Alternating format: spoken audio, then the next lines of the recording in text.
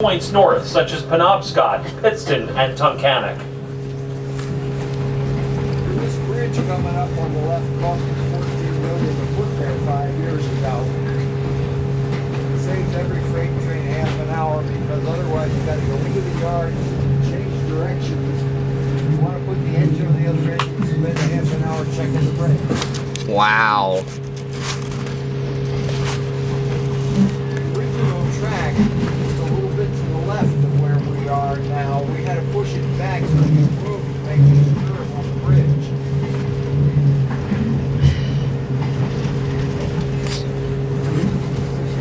No fun getting old.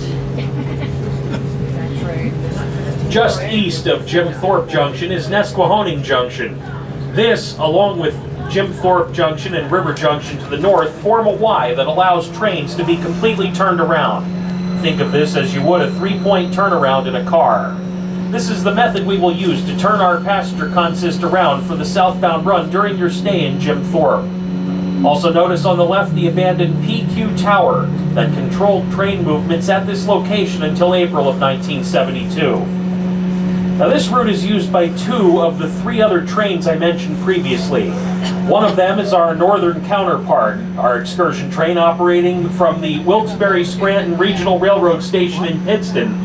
The other is our Lehigh Gorge Scenic Railway train. The Lehigh Gorge Scenic Railway is the train that you will have the opportunity to ride if you wish.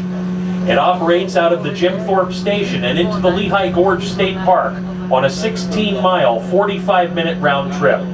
You will be able to ride the 1 o'clock, 2 o'clock, or 3 o'clock train into the Lehigh Gorge, but no later than 3 o'clock. If you ride the 4 o'clock Lehigh Gorge train and hope to get back to Port Clinton or Reading on this train, more's the pity. You will arrive back at Jim Thorpe at 4:45 p.m. only to discover that we've gone bye-bye. Tickets for the Lehigh Gorge Scenic Railway may be purchased at the booth located at the west end of the station platform and are subject to availability. The hiking and biking trail to your left was added a few years ago to link the trail in the Lehigh Gorge to Jim Thorpe. This trail is a portion of the 165-mile Delaware and Lehigh National Heritage Corridor. If you were to ride one of our popular bike trains during the spring or summer, this is the same path you would glide down for the 25-mile return trip from Whitehaven to Jim Thorpe. Are these throw-ins? Are they? Yes, Anything else? yes. All of it? Oh, okay. Thank you, thank you. I don't want to take anything that's important.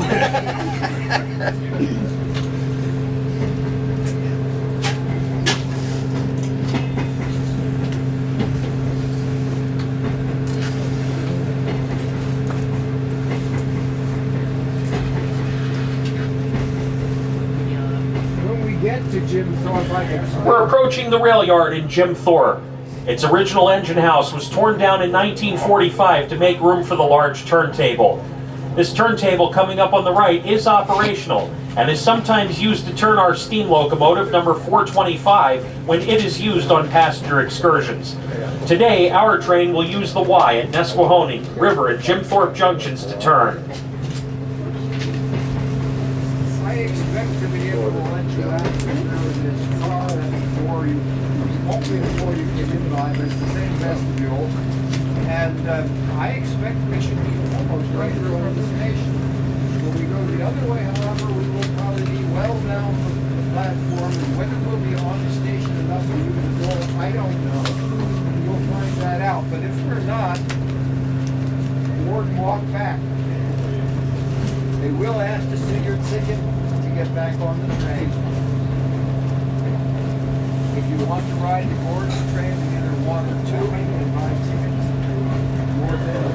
As we continue through the yard, we pass under Pennsylvania Route 903. Jim Thorpe's Memorial is located on Route 903 at the end of town. Route 903 heads toward Blakesley, deep in the Poconos. Jim Thorpe is on the southwestern tip of the Pocono region, which includes Carbon, Monroe, Pike, and Wayne counties. Millions of people visit the Poconos each year to participate in outdoor activities, stay at one of the dozens of resorts, or take sightseeing trips. Just after we pass under Route 903, you'll see on our left our excursion train that came from Pittston. Also, you'll see on the running right the third train that I mentioned. This train came from Pottsville and consists of 2 of our self-propelled rail diesel cars, or RDCs.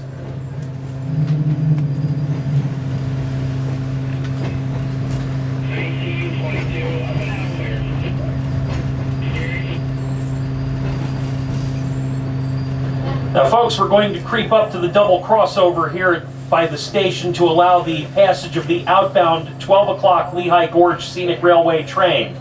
That will be passing us on the running right-hand side on the track closest to the wall. Now folks, we'll return to the station immediately following the departure of the 4 o'clock Lehigh Gorge train. Boarding will begin at approximately 4:05 p.m. and we will depart Jim Thorpe at 4:20 p.m. sharp. Remember your coach numbers, you will have the same seat for the return trip. The train will not be accessible while we are in town, therefore please take anything you may need along with you. You may of course leave anything you wish on the train and no one will bother it. Remember to carry your ticket stubs with you, as you will be required to present them to your car attendant prior to reboarding the train. And finally folks, one other important point of order. Remember that we will be completely turning the train around. Therefore, the last car to arrive will also be the last car to leave this afternoon. Your seat will be facing the opposite direction, and you will be sitting on the other side of the train on the return trip. Again, boarding will commence at approximately 4:05 p.m., and we will depart promptly at 4:20 p.m. Please be on time and make sure you board the correct train. The other trains operating in Jim Thorpe today are not going anywhere close to Port Clinton or Reading, and to say the least, it's a long walk back. Actually, you will be on the same side of the train, but the other side of